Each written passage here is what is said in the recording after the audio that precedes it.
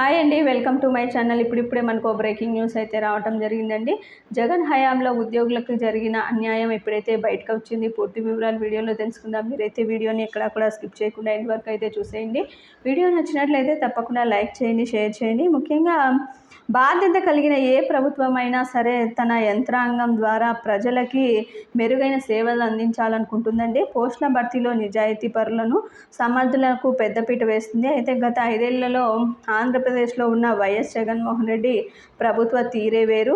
తాము చెప్పిన అడ్డగోలు పనులపై అంటూ పూర్తి చేసేవారిని, అంటే ఆ అడ్డగోలు పనులు సైతం పూర్తి చేసేవారిని అందలం ఎక్కించటం, ఇక చేయలేమన్న వారిని వేధించడం దాని విధానం అండి.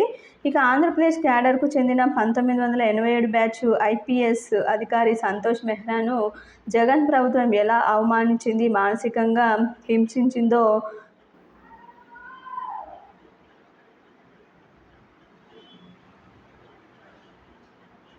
తెలుసుకుంటే మొత్తంగా అధికార యంత్రాంగం పట్ల వైసీపీ వైఖరేమిటో తెలుస్తుందండి. సంతోష్ మెహ్రా ఉమ్మడి రాష్ట్రంలో ACB director, Rayalaseema zone IG వంటి కీలక పదవులను నిర్వహించారండి. 2021లో కేంద్ర సర్వీసులకు వెళ్ళి మొత్తానికి ఈయన బీఎస్ఎఫ్ జాతీయ మానవ హక్కుల సంఘంలో పనిచేశారు. కేంద్రం ఆయనకు 2021లో డీజీపీ హోదా ఇచ్చింది. ఇలా ఇవ్వటం చాలా అరుదండి. 2022 మార్చిలో కూడా ఆయనకి అఖిల భారత అధికారులకు ఇచ్చే అత్యున్నత వేతన స్థాయి లెవెల్ 17ను కూడా ఇవ్వటం జరిగింది. అయితే సంతోష్ మెహ్రా 2022 జూలైలో తిరిగి ఆంధ్ర క్యాడర్కు వచ్చారు. తన అనుభవాన్ని పరిగణలోకి తీసుకుంది జగన్ ప్రభుత్వం. రాష్ట్ర పోలీసు విభాగాధిపతి పోస్టుకు తన పేరునైతే పరిశీలిస్తుందని ఆశించారు.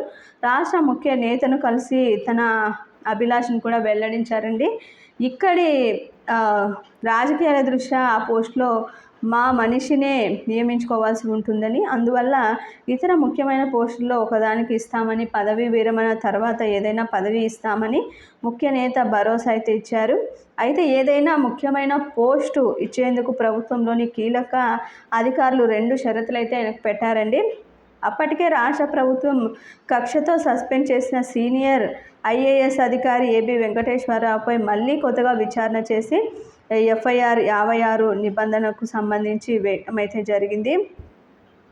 ముఖ్యంగా ఇవన్నీ కనుక గమనించినట్లయితే ఆయన్ను సర్వీసు నుంచి వేరుగా తొలగించడం, వీలైన సిఫార్సు చేయాలని తెలుగుదేశం పార్టీ అధినేత చంద్రబాబు వ్యతిరేకంగా రకరకాల కేసులు పెట్టి బాధ్యతలు తీసుకోవాలన్న ఆ షరతులు విని మెహ్రా నివ్వెరపోయారు. ఇక తాను ఇవి చేయలేనని చెప్పేశారండి. ముఖ్య నేతను సంతోషపెట్టే పని చేస్తేనే ఆయన మిమ్మల్ని సొంత మనిషిలా భావిస్తారు, అప్పుడే మీకు ముఖ్యమైన పోస్ట్ అనేది సాధ్యమవుతుందని అధికారులు స్పష్టం చేశారండి. దీనితో గతంలో ఆయనకి ఈ విధంగా అనుభవం అయితే జరిగిందని చెప్పడం జరిగింది సంతోష్ మిశ్రా. ఇది ఇప్పటి వరకు ఉన్నటువంటి లేటెస్ట్ అప్డేట్. మీకు వీడియో నచ్చినట్లయితే తప్పకుండా లైక్ చేయండి, షేర్ చేయండి. Thank you for watching.